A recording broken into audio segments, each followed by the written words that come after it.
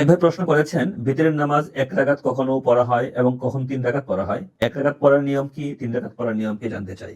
ভিতরের নামাজ আসলে 3 রাকাত, 1 রাকাত নয়। যে হাদিসে 1 রাকাত ভিতরের কথা বলা হয়েছে, সেখানে সেই হাদিসের ব্যাখ্যায় মুহাদ্দিসিনে কেরাম বলেছেন যে এখানে আসলে 2 রাকাত নামাজের সঙ্গে 1 রাকাত মিলিয়ে পুরো নামাজটাকে বিতির বানিয়ে ফেলা হয়েছে। বিতির মানে বেজোর নামাজ, বেজোর। তো নামাজ তো 2 রাকাত করে পড়া হয়, তো সেই 2 রাকাতের সাথে আরেক রাকাত যোগ করা হলো, তো সেটাকেই 1 রাকাত বিতির বলা হচ্ছে। আসলে বিতির নামাজ 1 রাকাত নয়, বিতির নামাজ 3 রাকাত।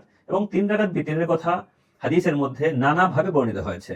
3 রাকাত বিতিরে রাসূল করিম সাল্লাল্লাহু আলাইহি ওয়াসাল্লাম কোন কোন কিরাত পড়তেন সাধারণত, সেগুলোর কথাও হাদিসে বর্ণিত আছে। তাই বিতিরের নামাজ 3 রাকাতই পড়তে হবে এবং 3 রাকাত বিতির 1 সালামে 2 বৈঠকে পড়তে হবে।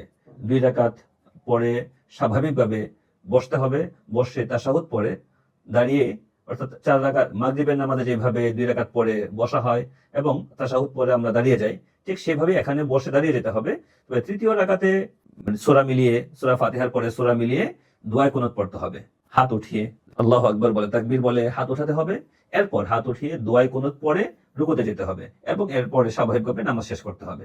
তো এই হলো 3 রাকাত বিতির আদায়ের পদ্ধতি।